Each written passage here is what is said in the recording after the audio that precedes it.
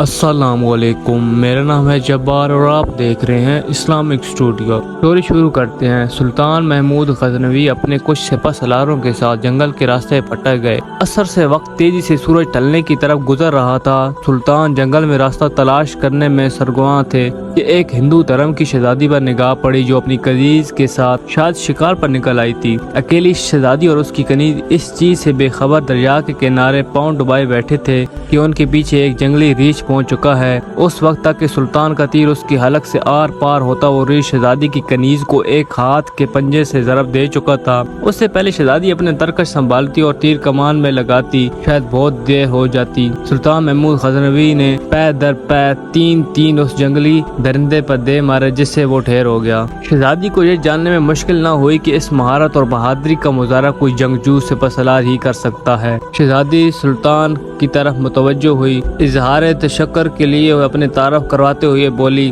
میرا نام سمرتی ہے، میں جے پور ریاست کی راجہ کی اکلوتی بیٹی ہوں، میری جان بچانے کا شکریہ، میں تمہیں اپنے پتے سے کہہ کر فوج میں کوئی اعلیٰ عہدہ دلوا دوں گی، ویسے تم میری فوج کے سپاہی لگتے تو نہیں ہو، بتاؤ کہاں سے تعلق ہے تمہارا؟ سمرتی شاید یہ نہیں جانتی تھی کہ اس کے سامنے کوئی معمولی سپاہی نہیں ہے بلکہ اس وقت کی سب سے طاقتور اسلامی لشکر کے سربراہ سلطان محمود غزنوی ہیں، جن کے نام سے ہندو راجوں کے حلق خشک ہو جاتے ہیں۔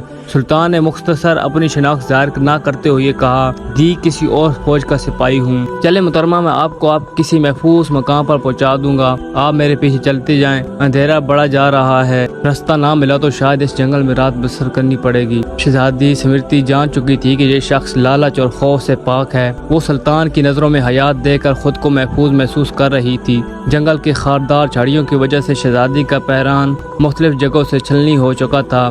شہزادی تھکاوٹ سے چور ہو چکی تھی۔ سلطان نے شہزادی کو ایک سخت پتھروں اور درختوں کے اونٹ کی طرف اشارہ کرتے ہوئے کہا، شہزادی آپ ادھر آرام کریں، رات کی تاریکی بڑھ رہی ہے اور موسم میں بھی تغیر کے آثار ہیں، اندھیرے میں مزید سفر کرنے جنگل میں نکلنا دشوار ہے، صبح تو شاید میں آپ کو کسی محفوظ مقام پر پہنچا سکوں۔ سمرتی کے پاس سلطان پر اعتماد کرنے کے علاوہ کوئی دوسرا راستہ نہ تھا۔ سلطان نے محسوس کیا کہ شہزادی اپنی بیش قیمتی مگر قدرے باریک لباس میں جنگل کے ٹھنڈی رات شاید نہ گزار سکے۔ سلطان نے اپنی موٹی چادر شہزادی کی طرف اچھال دی اور مائنہ خیز نظروں سے شہزادی کو دیکھا جیسے کہہ رہے ہو یہ اوڑھ لیں۔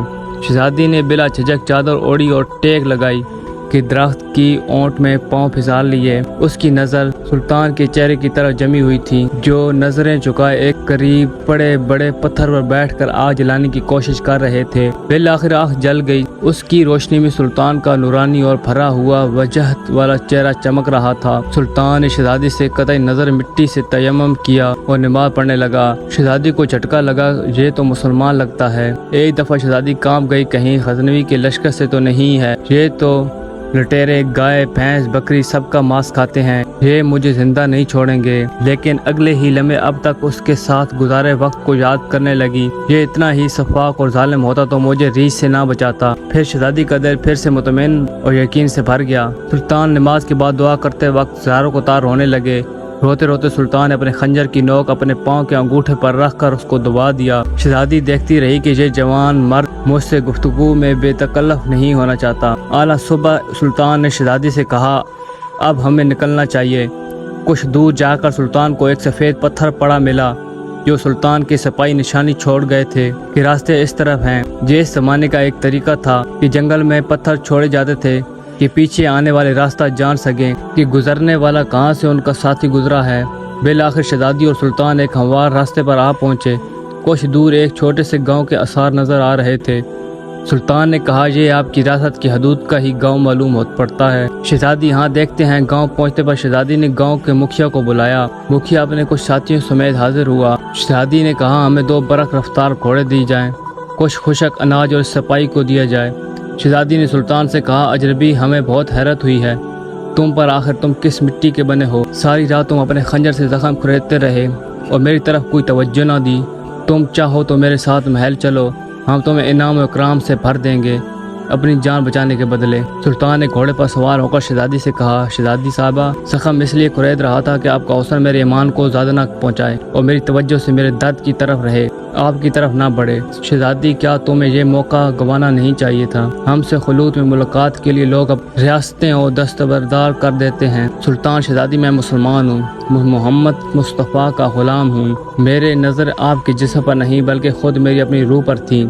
شاید میرے جسم سے گناہ کا داغ دھل جاتا، لیکن میری روح پر اس گناہ کا داغ لے کر میں اپنے نبی پاک صلی اللہ علیہ وسلم کے سامنے کیسے پیش ہوتا؟ مجھے گوارا نہیں تھا کہ کیونکہ الحمدللہ میں ایک سچا مسلمان ہوں۔ شہزادی یہ جواب سن کر اس سپاہی کے اپنے سچے مذہب اسلام کے ساتھ لگاؤ، محبت اور وفاداری دیکھ کر ان کے کردار سے متاثر ہوئی، جیسے اس کا دل اس اجنبی کے مذہب اور زندگی میں شامل ہونے کو بےقرار ہے۔ یہ کہہ کر سلطان نے اجازت چاہی۔